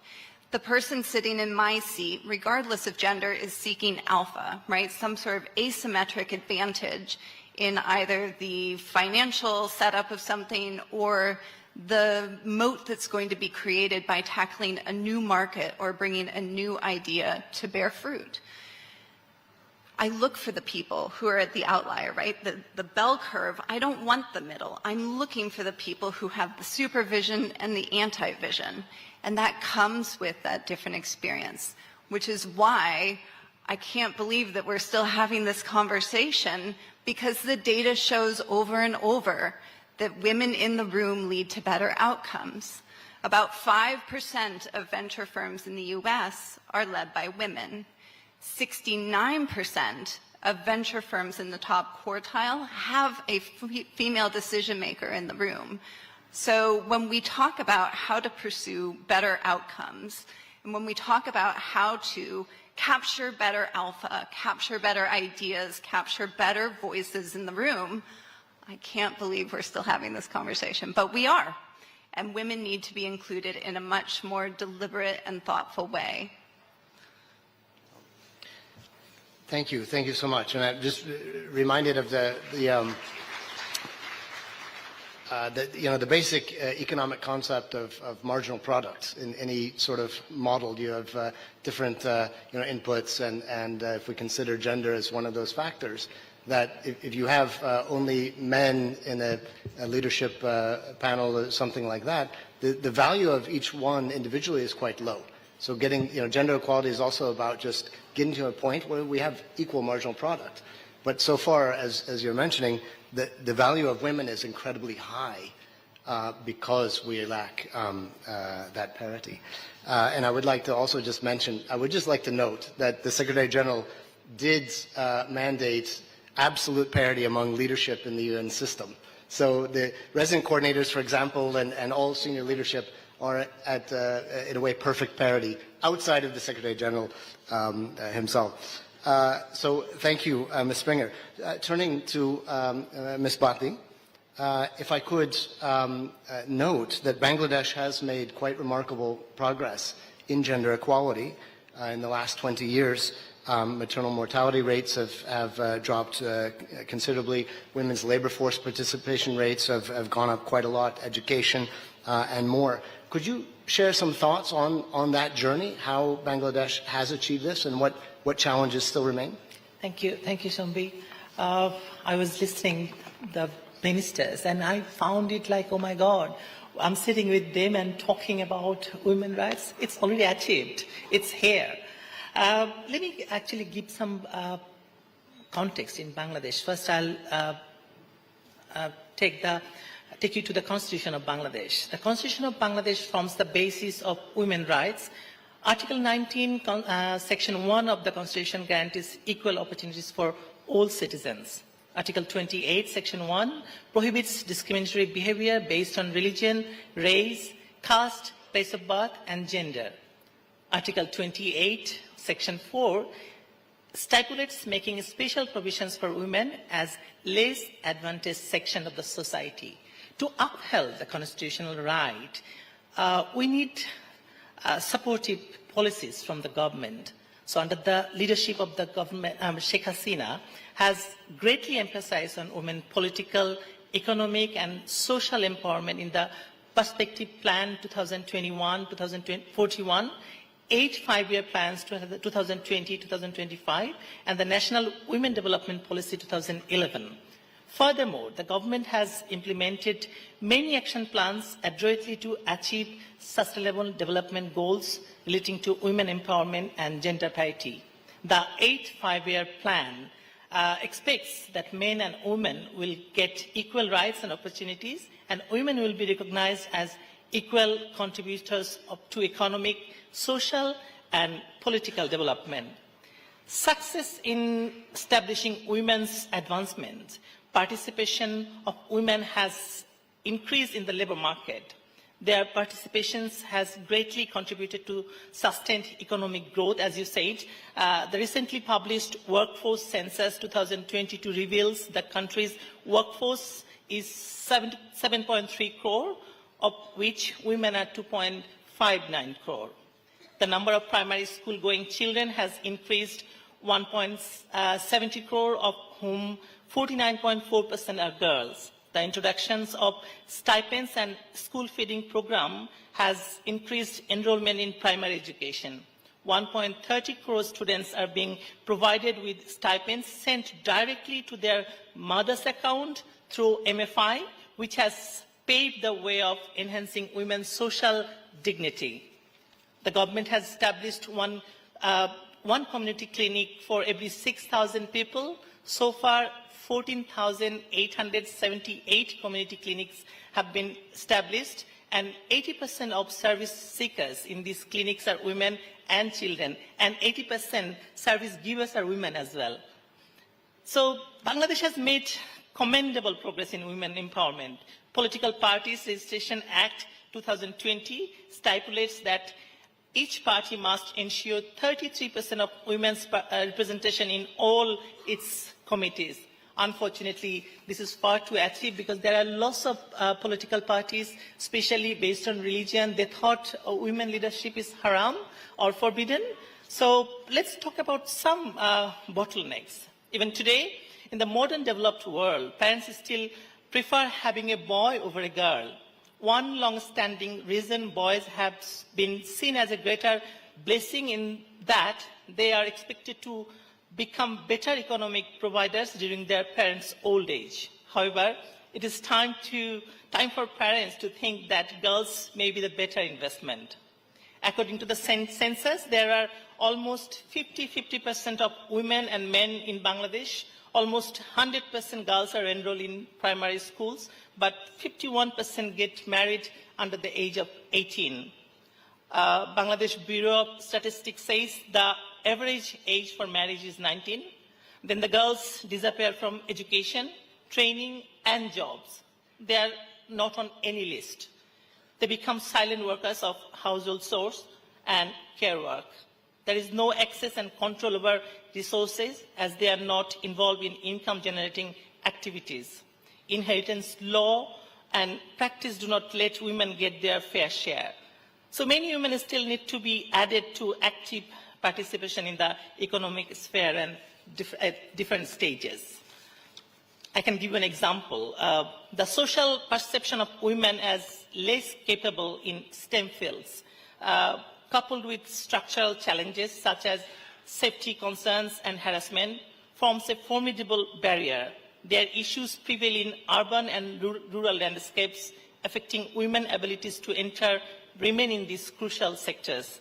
This disparity in tertiary education enrollment, particularly in STEM fields, highlights a significant gap that Bangladesh must address. Thank you. Thank you so much, Ms. Pati. And now, I had really originally ambitions of a second round, but I think just so that we can at least have a couple of questions, maybe we can just take a couple of questions. I think we have the,